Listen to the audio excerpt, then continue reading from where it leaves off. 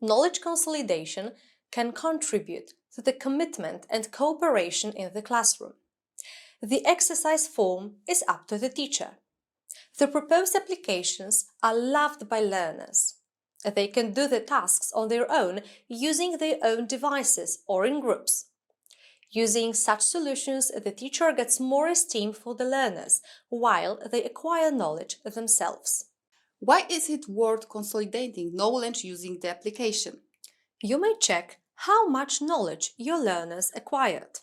The learners who find difficult to master the content may feel a part of that team. We get more involvement during the lesson.